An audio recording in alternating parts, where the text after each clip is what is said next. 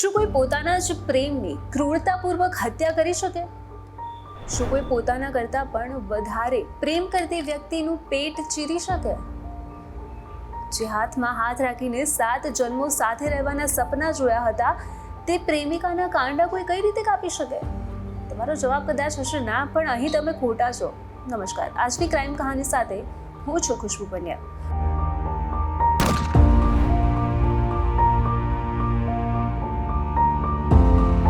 પરિવારની વિરુદ્ધ જઈને લગ્ન તો કરી લીધા, પણ તેને નિભાવી ન શક્યા.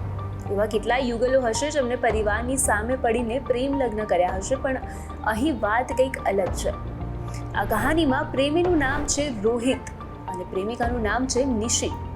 બંને સુરત શહેરમાં રહેતા હતા. 2022માં બંને વચ્ચે મિત્રતા થાય છે, મોબાઈલ નંબર એક્સચેન્જ થાય છે અને શરૂ થાય છે પ્રેમ કહાની.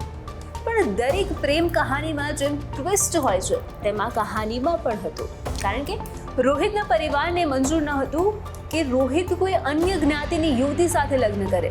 પણ આ બધાની વચ્ચે રોહિત અને નિશી એકબીજાને એટલો પ્રેમ કરતા હતા કે હવે તેમનાથી અલગ રહેવું મુશ્કેલ બનતું હતું.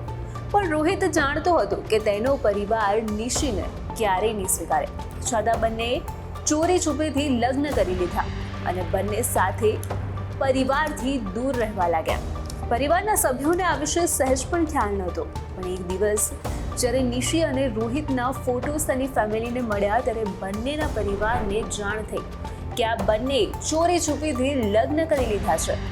નિશી એડવોકેટની પ્રેક્ટિસ કરી રહી હતી અને પરિવારને જાણ થયા બાદ નિશી રોહિતના ઘરે રહેવા ચાલી ગઈ. પરંતુ સાસરિયાઓને તો તે પસંદ હતી જ નહીં. તેથી તેને હેરાન કરવા લાગ્યા અને જાતિ વિષયક શબ્દો પણ કહેવા લાગ્યા અને નોકરી છોડી ઘરકામ પર ધ્યાન આપવા જેવી અઢળક વસ્તુઓ કહી ટોર્ચર કરવા લાગ્યા. માતા પિતાની વાતમાં આવીને રોહિત પણ ક્યારેક નિશી પર ગુસ્સો કરતો હતો. હદ તો ત્યારે થઈ ગઈ જ્યારે રોહિતે નિશી સાથે મારઝૂડ કરવાનું શરૂ કર્યું. પછી શું, નિશી ત્યાંથી તેના માતાના ઘરે આવી ગઈ અને થોડો સમય બાદ રોહિત તેને મળવા માટે બોલાવે છે એક હોટલ પર કે આપણે બધું ભૂલી જઈએ. નિશી પણ શું કરે, આખરે રોહિતને તે પ્રેમ પણ તો એટલો જ કરતી હતી. બધું સોલ્વ કરવાના ઈરાદે નિશી રોહિતને મળવા માટે પહોંચી. ઘણો સમય વીતી ગયા બાદ હોટલના રૂમનો દરવાજો ન ખુલ્યો. તેથી ત્યાંના હોટેલ સ્ટાફ દ્વારા દરવાજાને તોડતા રોહિત ત્યાંથી ફરાર થઈ ગયો, ભાગી ગયો. જ્યારે સ્ટાફે અંદર જઈને જોયું ત્યારે ત્યાં દેખાઈ એક લાશ. આ લાશ બીજા કોઈની નહીં પણ નિશીની જ હતી. ત્યારબાદ પોલીસને જાણ કરાઈ અને પોલીસે તપાસ શરૂ કરી. રોહિતે છરી વડે નિશીના પેટને ચીરી નાખ્યું હતું અને તે બાદ પણ તેને સંતોષ ન થયો તો તેને નિશીના હાથના બંને કાંડા કાપી દીધા. જ્યારે પોલીસને રોહિત મળી આવ્યો ત્યારે રોહિતે 45 જેટલી ટેબ્લેટ ગળી લીધી હતી. પોલીસે તેને તાત્કાલિક સારવાર માટે હોસ્પિટલમાં એડમિટ કર્યો, પણ સવાલ હજુ એ હતો કે આખરે આ હત્યા કરી શા માટે? જ્યારે રોહિત હોશમાં આવ્યો ત્યારે તેને કહ્યું કે રોજના ઘર કંકાસથી તે પરેશાન થઈ ગયો હતો અને હવે બધું તે સહન ન કરી શક્યો, એટલે જ તેને પહેલા તેની પત્નીની હત્યા કરી અને ત્યારબાદ આત્મહત્યાનો પ્રયાસ.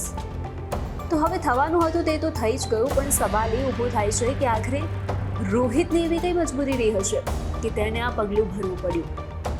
શું પરિવારના દબાવમાં આવીને તેને આ કૃત્ય કર્યું હશે કે કેમ? કેમ કે નિશી તેના ઘરે પરત જતી રહી હતી, તે ઉપરાંત તેને ત્યાં બોલાવી અને તેની હત્યા શા માટે કરી? તેને જે પોલીસને નિવેદન આપ્યું છે તે ખરેખર સાચું છે કે નહીં, તે તો હવે રોહિત જ જાણે છે. અંતે એટલું જ કહીશ કે પ્રેમમાં એટલા પણ આંધળા ન બનો કે તમને હકીકત દેખાતી જ બંધ થઈ જાય. તો અત્યારે ક્રાઇમ કહાનીમાં એટલું જ. આપણે ફરી મળીશું એક નવી ક્રાઇમ કહાની સાથે. નમસ્કાર.